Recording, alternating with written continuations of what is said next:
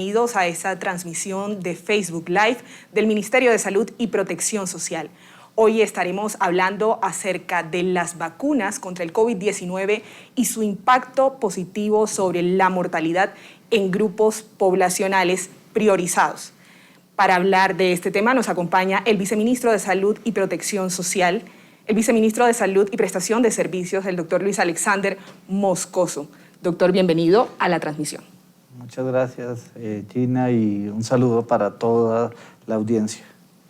Muchas gracias por compartir con nosotros este espacio y despejar muchas dudas que tendrán las personas que están conectadas con nosotros en esta transmisión. Viceministro, empecemos hablando por qué se diseñó, cómo se diseñó el Plan Nacional de Vacunación, por qué se dieron estas priorizaciones por grupos de edades y poblaciones de riesgo. Parte del objetivo que tiene el Plan Nacional de Vacunación es disminuir la mortalidad, disminuir que las personas pierdan la vida por el COVID.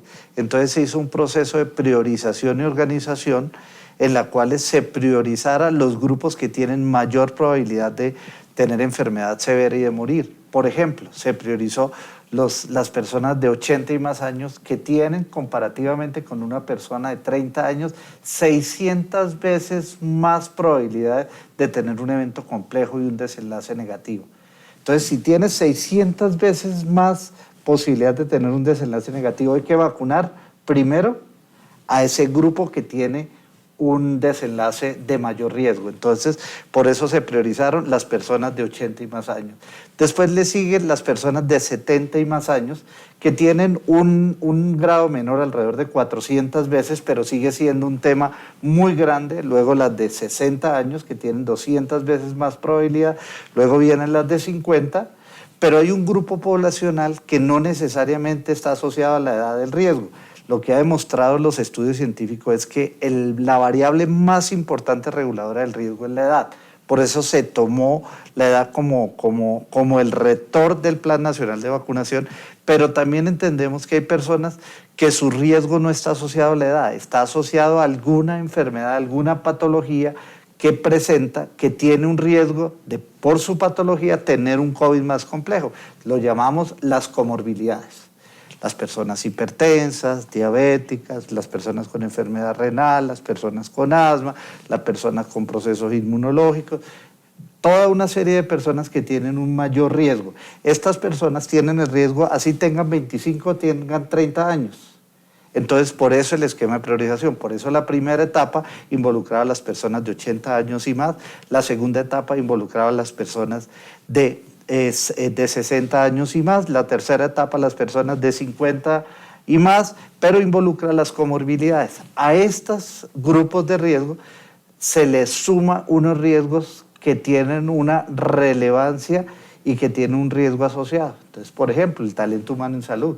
Es importante el talento humano en salud, muy importante, porque tiene dos efectos. El primero es que el talento humano en salud está enfrentando la pandemia.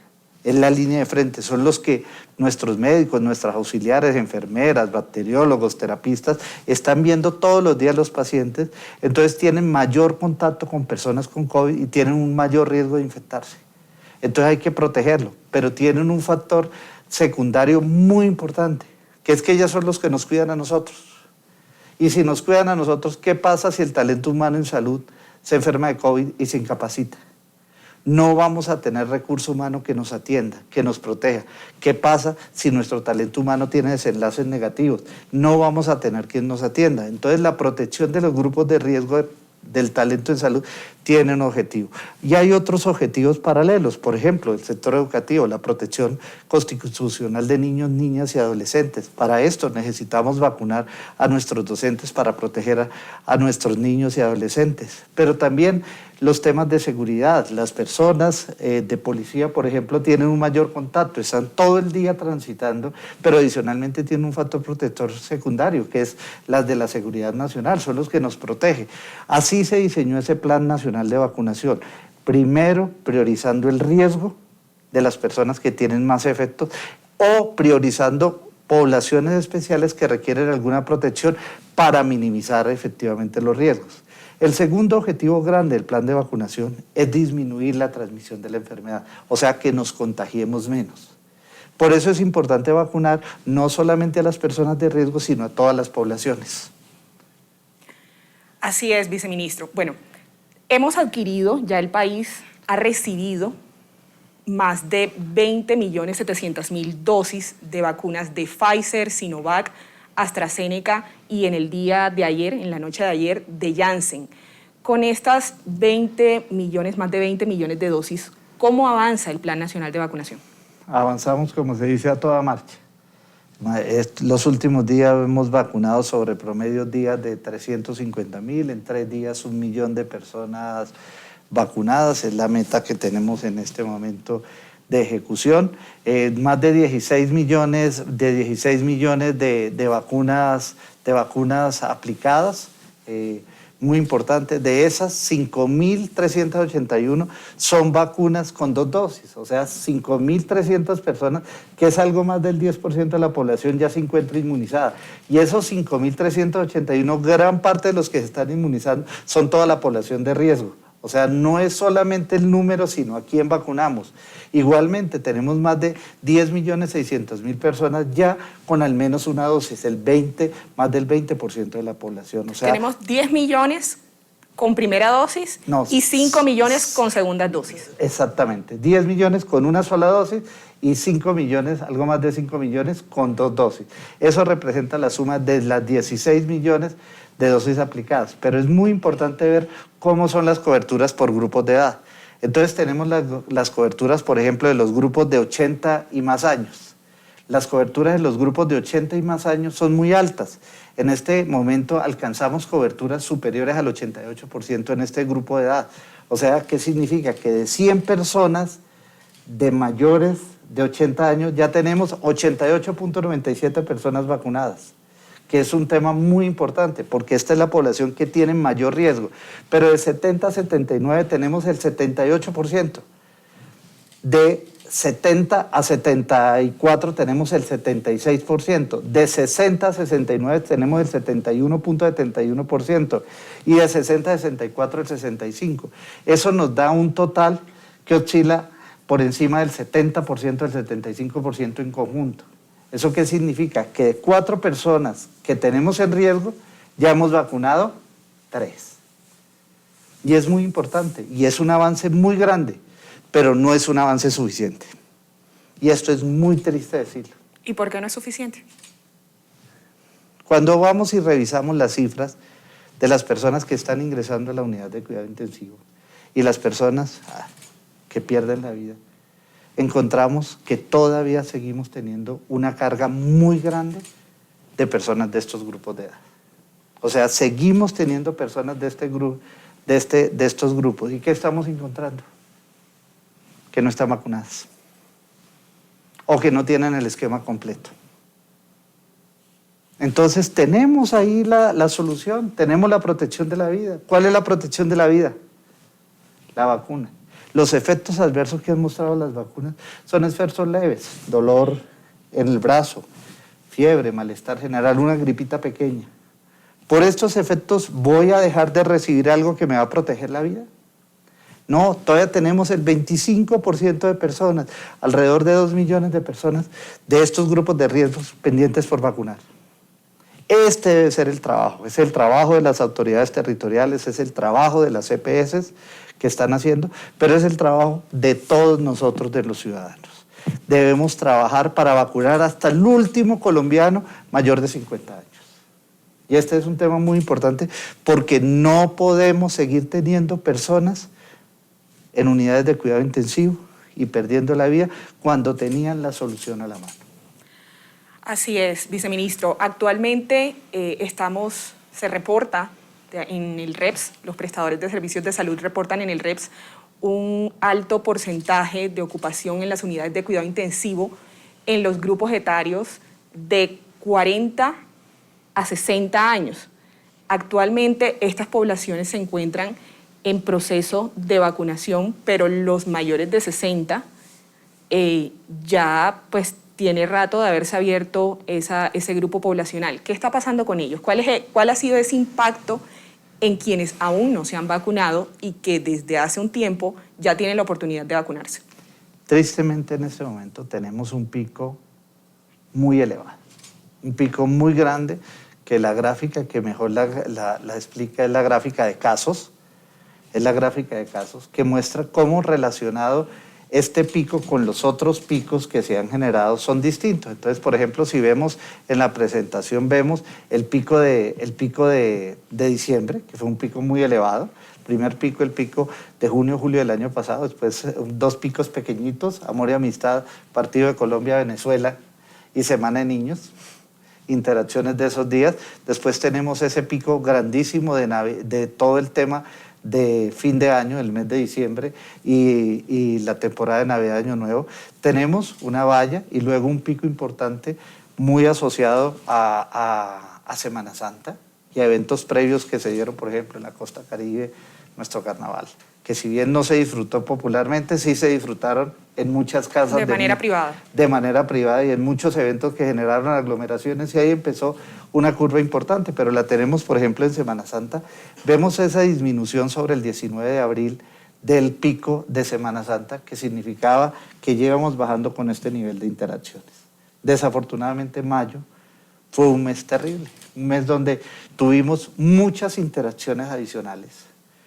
Tuvimos una serie de movilizaciones, más de 600 municipios, un número de personas importante que entraron a estas marchas, con un problema, es que en ese momento teníamos una alta circulación viral porque veníamos saliendo del pico de Semana Santa, con unos linajes mucho más transmisores, con unas cepas que contagian más.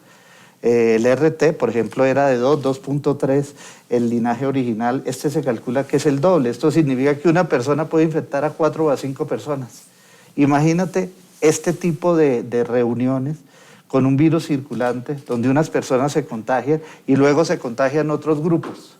Y estas personas que se contagiaron van a sus casas, a sus ambientes de trabajo, a sus otros ambientes y contagian a otros. Y estos salen y contagian a otros y cada 4 a 7 días tenemos un ciclo adicional de contagio. Eso, adicionalmente, con la imposibilidad en mayo de tomar algunas medidas, nos generó un mayo desastroso. Y es el mayo que vemos.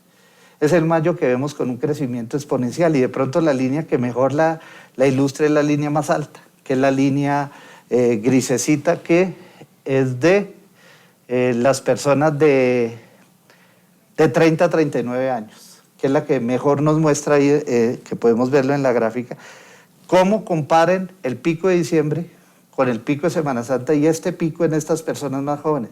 Lógicamente tuvimos más nivel de contacto, o sea, las personas jóvenes se infectaron mucho más.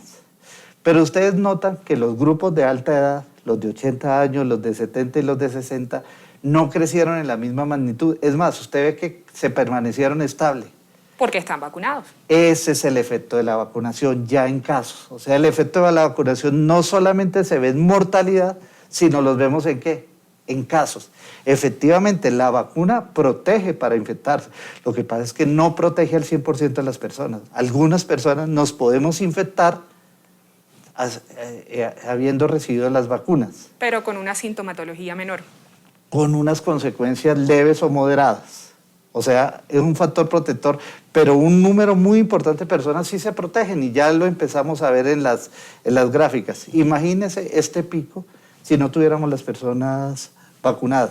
Entonces, como tenemos más personas jóvenes, que se ve claramente en el pico de contagios por casos, pues lógicamente estas personas tienen una mayor cantidad de riesgo y una mayor cantidad de ingresos a unidades de cuidado intensivo y vemos también, triste y dolorosamente, las muertes de personas jóvenes. No porque la enfermedad hoy sea más agresiva con los jóvenes ni más letal con los jóvenes. Es generado en que tenemos un doble o 2 o 3 veces un pico mayor en ellos que los que tuvimos antes. Y pues lógicamente, si tenemos el doble de casos o el triple de casos, pues vamos a tener el doble o el triple de personas hospitalizadas en unidades de cuidado intensivo.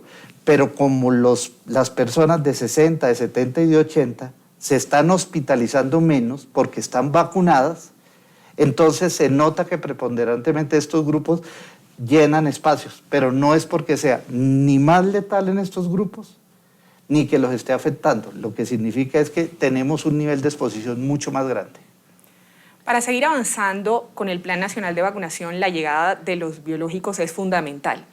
¿Cómo es esta dinámica de recepción de vacunas en el país que a veces puede llegar a generar dificultades, pero son dificultades leves, de un retraso de un día o de 2 días, porque a veces los ciudadanos se preocupan y creen que no hay vacunas? Tenemos vacunas. Dina, pero antes de eso a mí me gustaría ver y mostrar muy claramente. Vimos el impacto en casos. Entonces ahora me gustaría mostrar el impacto en mortalidad. En mortalidad. Por ¿Cómo supuesto afecta la mortalidad? Aquí vemos las gráficas, igual vemos las gráficas discriminadas por cada uno del grupo de edad. El moradito que ustedes ven es el grupo más alto, que son las personas de 80 y más años. Como ustedes ven, las personas que perdieron la vida en el primer pico, en los picos intermedios y en el segundo pico, mayoritariamente fueron personas de mayor de 80 años, son las moraditas. Vemos que en el tercer pico, en Semana Santa, alcanzamos a tener una curva. Claro, Semana Santa fue principios de abril, finales de marzo, cuando iniciábamos el proceso de vacunación. Pero cuando iniciamos el proceso de vacunación en estas personas sobre febrero, que ya los empezamos a ver, ve esa línea morada, cómo se cae. Eso significa efecto ¿de qué? De la vacunación. Si esa línea morada no cayera, hoy tendríamos, imagínense la proyección de la verde sobre la morada. Tendríamos casi 2,5 veces más casos. Pero es preocupante porque la línea morada decayó y usted ve que no cayó lo suficiente. Siguió manteniendo casos. ¿Quiénes? Parte de las personas que hoy no se han vacunado. O sea, no es justo. Y que pueden hacerlo. Y que pueden hacerlo, la vacuna está sin cita previa, la vacuna está disponible. Igualmente lo ven en la amarilla. La amarilla es 70-79. Claro, vacunamos 2 semanas después 70-79 y vemos 2 semanas esa línea amarilla cómo cae. Y 2 semanas después vacunamos 60-69 y ven cómo la línea verde perdió su velocidad y empieza a decaer. Así esperamos ver la línea de 50 a 59 en el transcurso de las semanas. O sea, el efecto de la mortalidad es muy importante. O sea, tenemos una disminución muy grande de la mortalidad en estos grupos por efecto de la vacunación. En cambio, si vemos cómo tristemente los grupos de jóvenes siguen creciendo. Miremos la línea verde. La línea azulita. La línea azulita. ¿Cómo va esa línea en este pico? Subiendo. ¿Por qué? Porque seguimos con una transmisión activa y una enfermedad activa. Y esto debe ser algo que tenemos claro. El virus está ahí, está esperando que nos quitemos el tapabocas, que nos aglomeremos. ¿Para qué? Para infectar. Entonces las ciudades mayores de 85% de ocupación tienen que estar en una alerta muy importante. Estamos todavía en un proceso activo y lo vemos reflejado en cifras. Entonces 2 mensajes.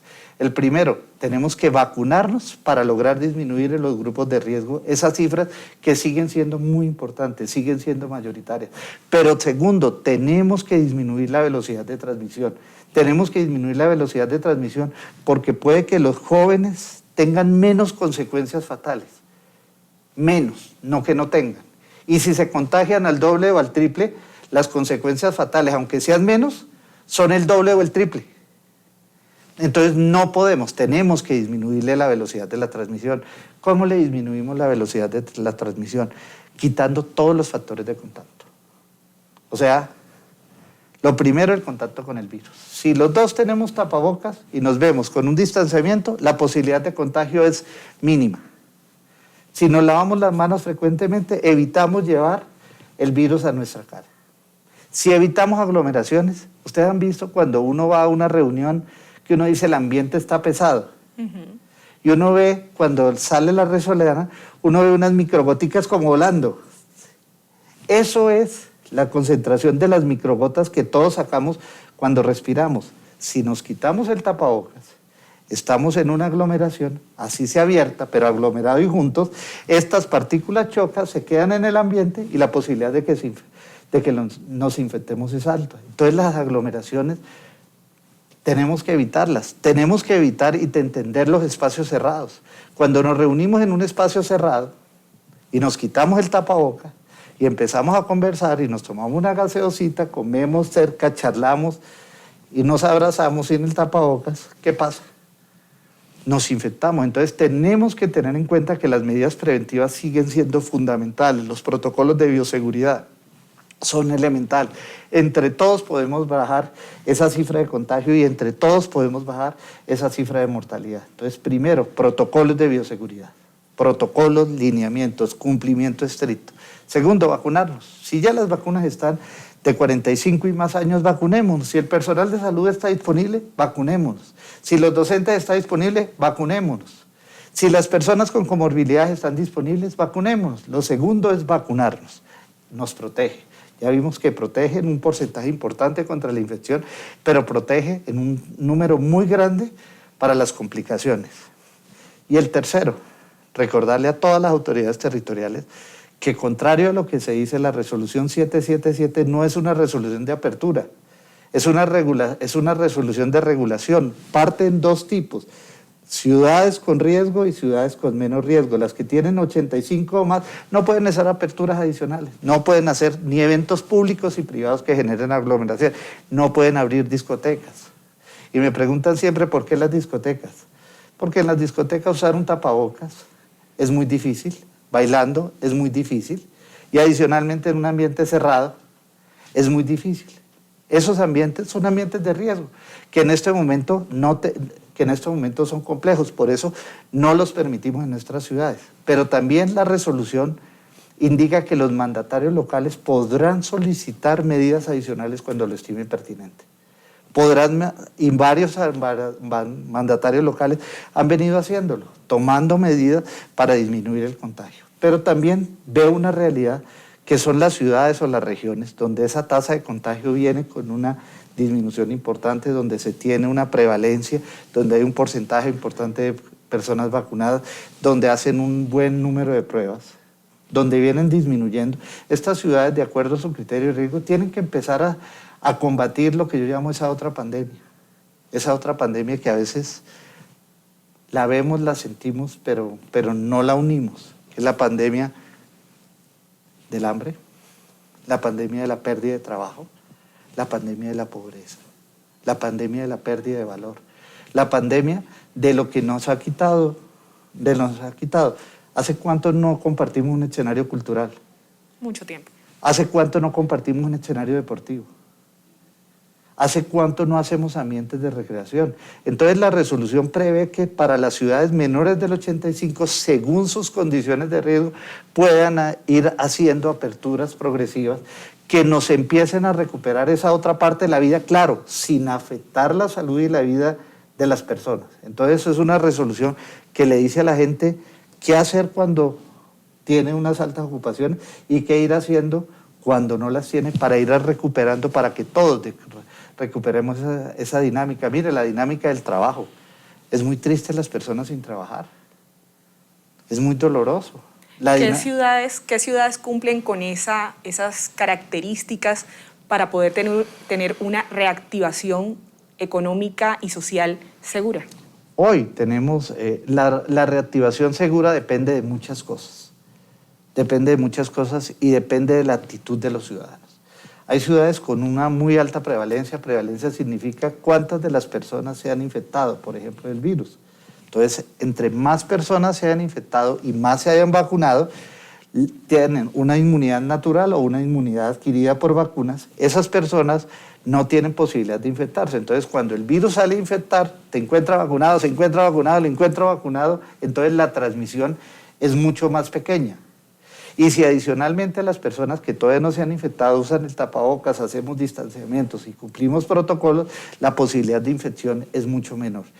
Dos ciudades predominantemente tienen esas características de alta prevalencia en los estudios proyectados del Instituto Nacional de Salud. La ciudad de Leticia, destino bioseguro, la ciudad de Barranquilla, que presenta una tendencia menor que Leticia, pero una tendencia importante a todas las disminuciones, y con una prevalencia importante, y varias ciudades del Caribe colombiano vienen adquiriendo y vienen ganando vacunación, disminución de unidades de cuidado intensivo y disminución de casos. O sea, en la costa Caribe viene evolucionando, las ciudades del interior, algunas vienen avanzando en ese camino, pero tenemos 15 territorios con ocupaciones mayores al 90%. 15 territorios que nos preocupan, sobre los cuales trabajamos todos los días para minimizarlo, pero igualmente entre departamentos y distritos existen otros territorios que vienen avanzando y en esos pueden empezar a hacer esos procesos graduales de reapertura segura. Y siempre el ministerio y las autoridades territoriales tienen, como dice, el freno de mano listo. El freno de mano es que nosotros vemos que una ciudad que empieza a no tener una evolución, y aplicamos el freno de mano. Ese es el trabajo de todos los días, pero tenemos que buscar ese equilibrio, porque la vida y la salud está por encima de todo, pero a medida que la protegemos podemos ir ganando estos otros espacios. Viceministro, retomo entonces una pregunta que le hacía hace un momento acerca de las dificultades o los inconvenientes que se pueden llegar a presentar en la ejecución del Plan Nacional de Vacunación, teniendo en cuenta que parte fundamental para poder ejecutar el plan es que los biológicos lleguen al país y a veces tenemos una gran demanda en vacunación y se pueden agotar y las personas quedan como un poco nerviosas porque creen que no van a poder tener su segunda dosis. ¿Cuál es ese mensaje de tranquilidad, ese parte de tranquilidad de cómo estamos nosotros recibiendo las vacunas y distribuyéndolas? A veces nosotros tenemos casi 4.000 puntos de vacunación en el país y por lo menos Bogotá tiene más de 100 puntos de vacunación y hacemos una distribución, ejemplo, de 70.000 vacunas. Distribuir 70.000 vacunas en más de 100 puestos o distribuir 300.000 en más de 4.000 puestos en más de 1.000 municipios. Es un proceso que no es fácil y a veces esos temas administrativos de llegada hacen que un día o dos se retrase la entrega de una vacuna y la aplicación. Y puede que la vacuna esté en el puesto enseguida, pero no está donde fui. Normalmente esto no ocurre con las personas que se agendan, porque las personas que se agendan hay un sistema de planeación y todas las IPS saben que la persona estaba agendada y tienen el biológico guardado. Pero como tenemos libre demanda, hay personas que en esa libre demanda llegan a un puesto y precisamente ese puesto no lo tiene o ese puesto no tiene para la segunda dosis. En esos grados, lo primero es decirle, no se preocupe por la inmunidad. Sabemos que eso le genera a usted traumatismo, sabemos que eso le significa tiempo, sabemos que eso le significa recursos económicos, lo sabemos y estamos conscientes de eso. Y estamos conscientes de que eso no debería ocurrir. Pero desafortunadamente en este ambiente tan grande a veces ocurren estas cosas. Les pedimos que nos entiendan y nos den un compás de espera. 1 o 2 días. Su vacuna va a estar disponible. Si nos atrasamos 3 o 4 o 5 días, una semana, no se preocupe, su inmunidad está conservada. O sea, no hay un nivel de alerta, pero estamos trabajando con las entidades territoriales para disminuir esos hechos y que ocurran lo menos posible. Lo que pasa es que estamos en un proceso de vacunar muy rápido, tenemos que vacunar y los biológicos se van moviendo y se van agotando y qué bueno que se agoten, porque eso significa que el biológico que sirve no es el biológico que está en una nevera, es el biológico que está en el brazo de una persona. Entonces, darle la tranquilidad, recordarle que esto ocurre en otros hechos. Por ejemplo, si usted tiene un síndrome gripal, pues no se debe aplicar la segunda dosis cuando tiene el síndrome gripal. Si usted tiene un proceso determinado, puede que no sea conveniente aplicársela. Cuando le pase el proceso gripal o cuando usted regrese de su viaje y se pasó 5 días, no se preocupe, igual se puede vacunar. Llame a su IPS, llame a su EPS, agéndese. Si no puede o tiene alguna dificultad de comunicarse, vaya a un punto, entendiendo que cuando va a un punto sin agenda, tiene que hacer una filita mayor, tiene que hacer un proceso y en casos muy eventuales tiene el riesgo de que no esté la vacuna. Entonces, parte de tranquilidad, pero también entender que estamos haciendo el esfuerzo para minimizar esos efectos. Aclaremos otro aspecto, viceministro, y es los intervalos de las vacunas. Actualmente tenemos Pfizer para las etapas 1, 2 y 3, un intervalo de 21 días, pero para las etapas 4 y 5, recientemente el Ministerio de Salud, a través de su comité, con su comité asesor de vacunas, aprobaron la extensión de ese intervalo a 3 semanas, a 12 semanas. ¿Por qué se dio esto? Eso también ha generado un poco de confusión y además de incertidumbre. ¿Pasa algo? ¿Qué va a pasar ¿Van a tener inmunidad? ¿No van a tener inmunidad? ¿Por qué se da este cambio? Bueno, lo primero es que tenemos diferentes grupos de vacunas. Diferentes grupos de vacunas. Tenemos vacunas de 2 dosis y tenemos vacunas de 1 dosis. Las vacunas las utilizamos dependiendo de las condiciones. Y voy a, seguro una pregunta adelantada que me vas a hacer. Las vacunas de 1 dosis las vamos a utilizar preponderantemente a los sitios donde es difícil llegar. Y donde si es difícil llegar una vez, es más difícil llegar 2 veces. Entonces, qué bueno que en una sola vez vacunemos las personas. Adicionalmente, garantizar la disponibilidad, porque puede que lo encontremos una vez, pero puede que no lo encontremos la segunda vez. Está destinado a poblaciones de características especiales de movilidad, por lo menos la población indígena en algunas regiones del país se mueve mucho. Pues en el momento que la encontramos la tenemos que vacunar si es su deseo vacunarse, porque respetamos las cosmovisiones de cada una de nuestras etnias, las respetamos, las valoramos y las entendemos, los invitamos a vacunarnos, creo que es el mejor mecanismo de protección, por eso trabajamos con sus autoridades, pero respetamos sus decisiones, pero también le ofrecemos una vacuna que es rápida de aplicar. Y segura. Y segura. Y que tiene las mismas condiciones de eficacia de las demás vacunas. Entonces va destinado a ese grupo primordial, pero también a un grupo muy importante, que son las personas que aunque teniendo la vacuna, después de 2 o 3 meses, no se la han aplicado. Lograr que esas personas se apliquen una vez, puede, pero lograr que se apliquen 2, más difícil. Entonces también está dirigida a esas personas de esos grupos de riesgo que no se han vacunado. Entonces vamos a hacer unos pilotos, 44 municipios de áreas dispersas y ciudades capitales con vacunación de personas de grupo de fase 1, etapa 1, 2 y 3, que no han optado por su proceso de vacunación por alguna razón, pues preferimos, en vez de esperar que venga 2 veces, pues si lo encontramos y vino una vez, lo vacunamos y alcanzó la inmunidad. Entonces, vacuna de Janssen, muy importante. Al día de ayer recibimos las primeras 480.000 vacunas, pero hay noticias muy importantes que el señor presidente y el señor ministro les dará en su oportunidad con referencia a Janssen. Pero tenemos, atendiendo su pregunta, otro grupo de vacunas, vacunas de 2 dosis. Las vacunas de Pfizer, que me estás preguntando. En el mundo, Pfizer hizo unos estudios clínicos y los hizo y demostró la eficacia. En el momento en que hizo los estudios, estableció que cuando hizo los estudios, él midió a 21 días y encontró que era más eficacia a los 21 días la segunda dosis que a los 14. Él no midió más en el tiempo, porque la vacuna iba a salir. Eso es lo que dice Pfizer en su comunicado. Pero desde que Pfizer hizo esos estudios, el año pasado, en el mundo se han adelantado muchos estudios que han mostrado la eficacia no medida por la farmacéutica, sino medida por el efecto real. Entonces, por ejemplo, el Reino Unido encontró que la eficacia era mejor a las 12 semanas, a las 84, y durante mucho tiempo aplicó la vacuna a las 12 semanas. Hoy Canadá lo hace así, hoy Dinamarca y otros países del mundo lo hacen así, porque mostraron que la eficacia de estas vacunas a esos tiempos son mayores. Esta apreciación, y esto lo revisaron las sociedades científicas.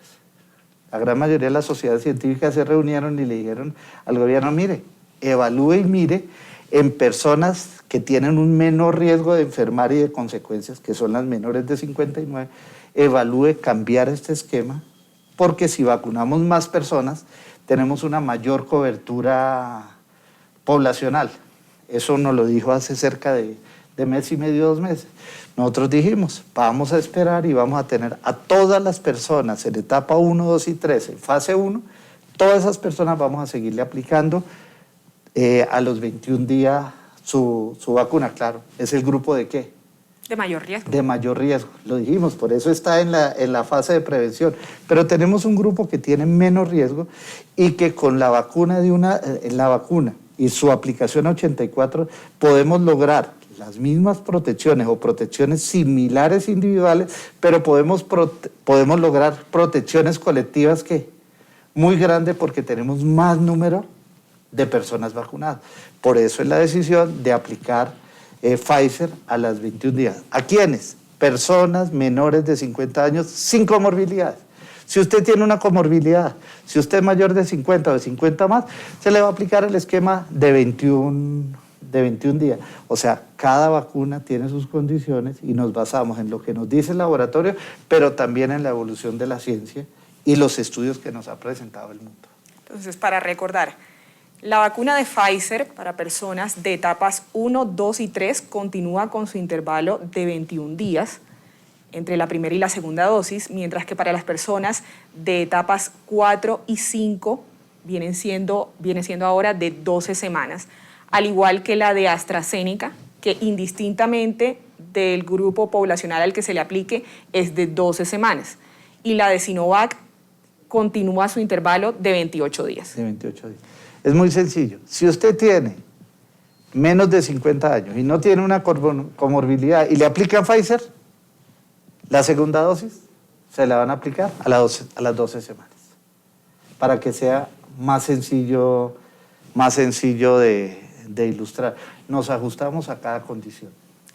Y precisamente en esos ajustes, recientemente hemos tenido las noticias de nuevas variantes, de variantes recargadas, como se pueden llamar, como la Delta Plus. Estas vacunas que están llegando al país, que Colombia adquirió, de Pfizer, Sinovac, AstraZeneca, Janssen y próximamente llegará Moderna, ¿combaten esta nueva variante? Sí, han mostrado una muy buena eficacia y han logrado niveles similares aún en pacientes con estas variables. O sea, tenemos un nivel de protección, pero sí nos preocupan las nuevas variables, los nuevos linajes. Hoy tenemos en el país circulando la cepa inglesa, la cepa brasilera, la P1, pero también modificaciones o cambios genéticos en las cepas que circularmente estas generan una mayor transmisión. Y esto es algo que tenemos que tener claro. Hoy tenemos linajes dominantes en el país de mayor transmisión. Estamos revisando y estamos mirando todos los días. El instituto está haciendo estudios genómicos. Varios institutos en el país privados igualmente lo están haciendo, privados y públicos, están haciendo estudios genómicos que nos van a permitir esa magnitud y nos podrán establecer los riesgos de esos genómenos que van llegando al país y sobre eso vamos tomando acciones y decisiones. Hay una pregunta recurrente durante la transmisión y es, si me dio COVID, ¿cuánto tiempo tengo que esperar para vacunarme? 90 días. Si a usted le dio COVID, usted es como si le hubieran aplicado la primera vacuna, simplemente que hizo una inmunidad no por vacuna, sino hizo una inmunidad natural.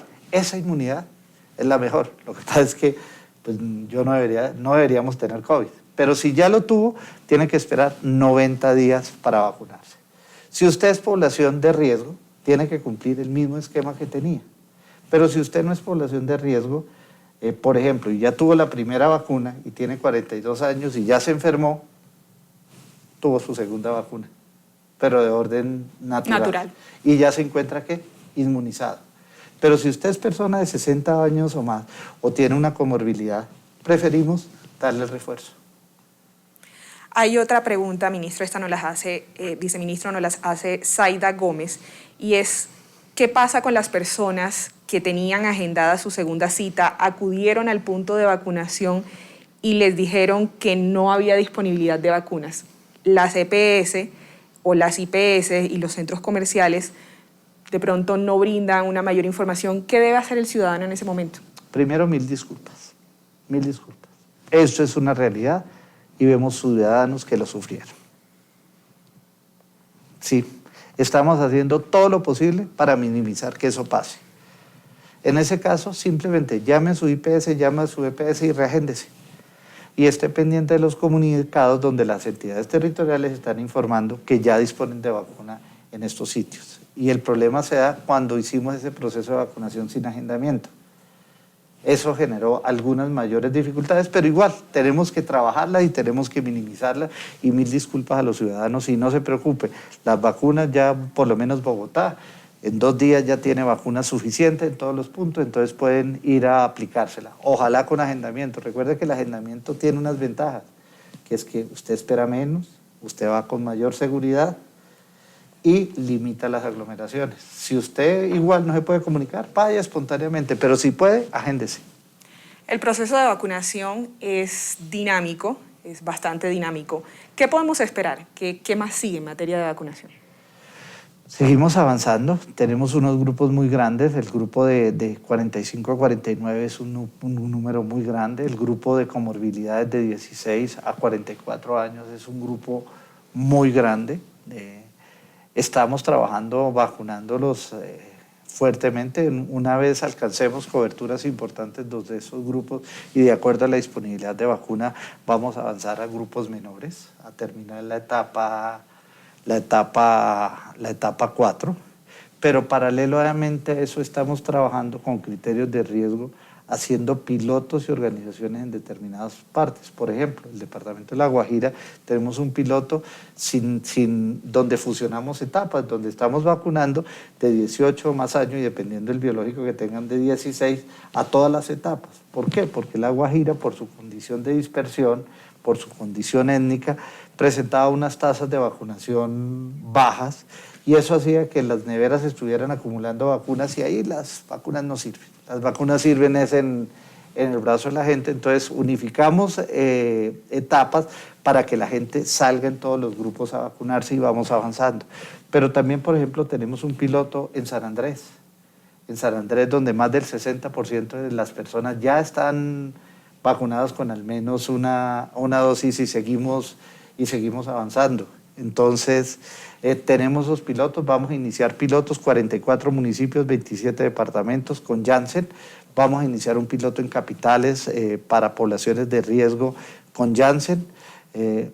Y estamos evaluando coberturas en poblaciones menores de 10.000. Seguimos avanzando, pero una vez se vayan tomando las decisiones, las vamos comentando. Él es el viceministro de Salud y Prestación de Servicios, el doctor Luis Alexander Moscoso, quien nos acompañó en esta transmisión para despejar dudas acerca de las vacunas contra el COVID-19 y cómo ha sido su impacto en la disminución de casos y de mortalidad en grupos priorizados. Viceministro, una invitación y un mensaje final para todas las personas que están conectadas con nosotros. Varios mensajes. El primero, recordemos que seguimos en pandemia, que el virus está ahí esperando que nos descuidemos. Tomemos todas las acciones preventivas, tomemos todas las medidas de bioseguridad, cumplamos todos los protocolos, es nuestra mejor protección. Lo segundo, las vacunas son seguras y eficaces. Son seguras y eficaces, vimos que protegen en una proporción de que usted se infecte, pero protege mucho más en una proporción superior al 99% que usted se enferme severamente. Entonces, salga y vacune. Los efectos adversos son mínimos, salga y vacúnese. Hoy el mundo ha aplicado miles de millones de vacunas. Entonces, salga y vacune porque necesitamos proteger su vida, su salud, pero cuando protegemos su vida y su salud, también protegemos la de su familia y la de la comunidad. Esto es un trabajo de todos. Recordarle a las entidades territoriales que deben evaluar los comportamientos y tomar las acciones que les correspondan en los momentos. Cuenten con el apoyo del Ministerio del Interior y del Ministerio de Salud en evaluarla y tomar las mejores decisiones para los ciudadanos. Este es un trabajo de todos. De esto no vamos a salir por instrucciones de las autoridades. No vamos a salir porque una EPS haga o no haga. Vamos a salir si todos entendemos que esto es un trabajo de todos, de la sociedad civil, de los ciudadanos, de la institucionalidad nacional, departamental, municipal, de las EAPB, de las EPS, claro que sí. Es una responsabilidad de las IPS, claro que sí. Es una responsabilidad del sector productivo, claro que tienen que cumplir protocolos y tienen que seguir lineamientos. Esto es una responsabilidad de todos. Y solo con el trabajo conjunto y el esfuerzo conjunto vamos a ir avanzando y saliendo de este virus que no solo afectó a Colombia, que afectó al mundo, que afectó a América, y a la mayoría de nuestras familias los ha afectado. La mayoría de familias colombianas hemos perdido un ser querido y nos duele, pero también hemos perdido amigos, también hemos perdido conocidos y hemos perdido una serie de invaluables colombianos. Solo si trabajamos en conjunto vamos a minimizar esos efectos y esos impactos. Muchas gracias. Muchas gracias a usted, viceministro. medidas de autocuidado, vacunación y compromiso social para seguir haciéndole frente al COVID-19. Muchas gracias a ustedes por acompañarnos. Que tengan un feliz día.